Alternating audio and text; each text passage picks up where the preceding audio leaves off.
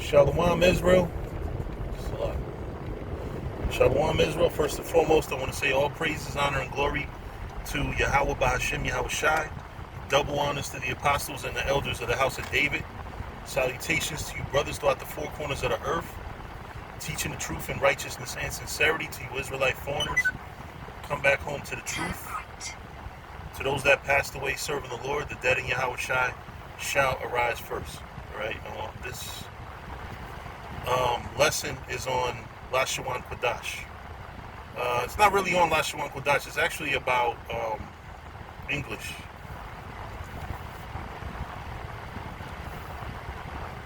And how to read English, properly, or the way it was originally. Because English, as a language, has had many different influences. Everybody knows that it really comes from Greek. Greek handed down through Rome. And that's where they always called it the Greek alphabet. Alphabet is just alpha and beta together. And which really originally comes from Hebrew. In 0.1 of a mile, Because Aleph and Bayath are the first two characters of the Hebrew alphabet. And we gave the Greeks their alphabet, and then, and that's the thing, you can't get that language coming from Africa. That's the bullshit. But just to kind of stay on topic, the English came around with the Anglo-Saxons, who inherited, the Roman, the Greco-Roman language, Latin, Greco, whatever, those languages, which it originally sounded German, which is the reason why a lot of English words are very similar to German words. Like Liebe is German for love, right? Now you know that you see that the vowel sounds are totally different, but turn left. the word, the vowel sounds are very similar because the B and the V are interchangeable,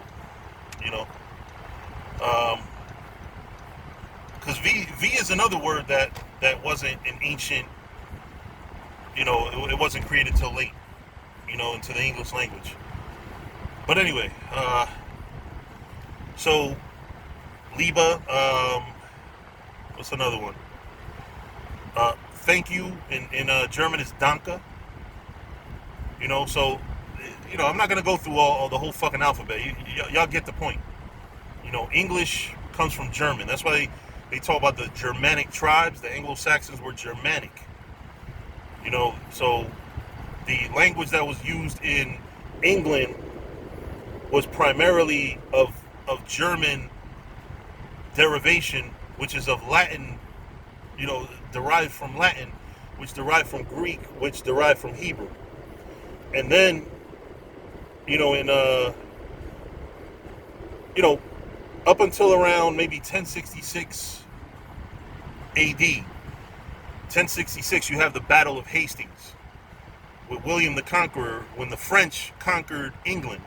So now, at that point, English takes on a French, which is another Romance language, meaning that it comes from Rome. It's French directly comes from the Latin, as did German. But of course, it's two different cultures, so it's two different spins on the same language.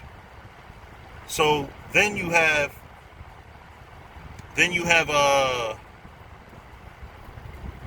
whatchamacallit.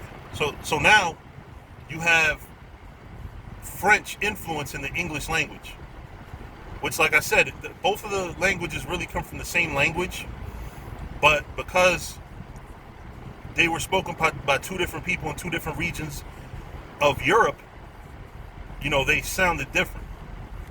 And they developed in each culture. You feel what I'm saying?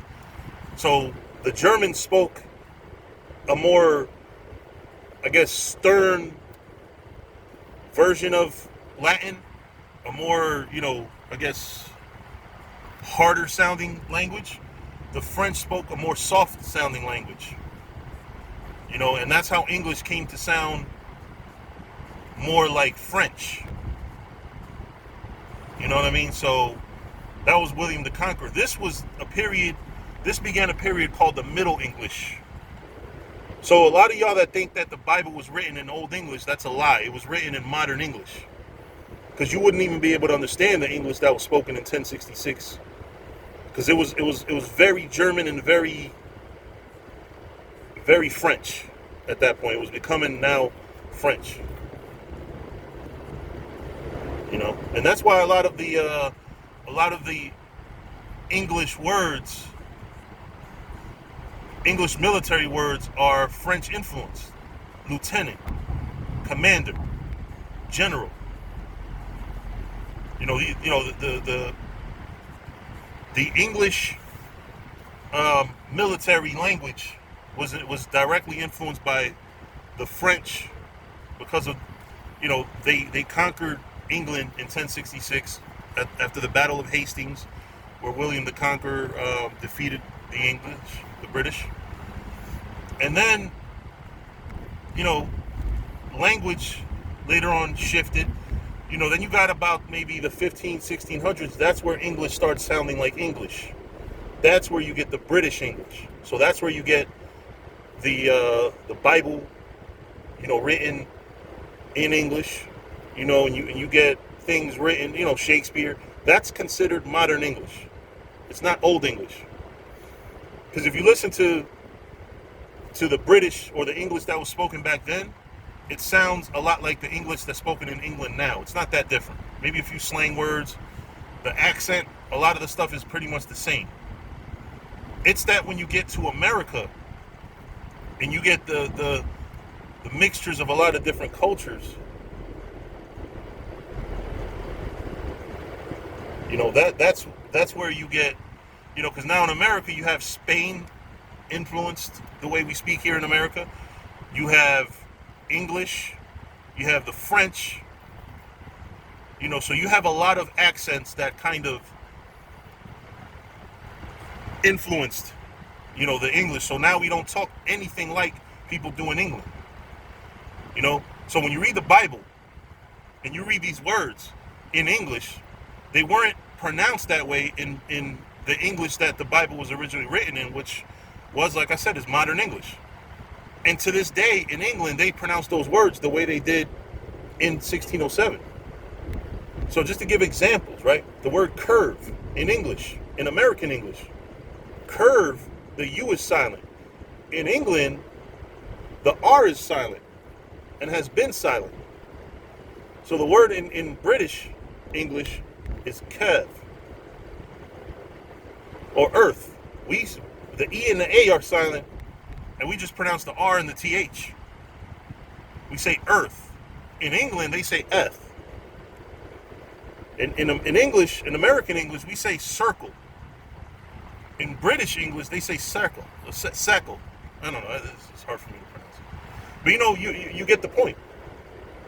You know, so language has evolved a lot. You know, it's something called the semantic shift, where, you know, over the course of time, you know, a culture influences the meaning and pronunciation of words.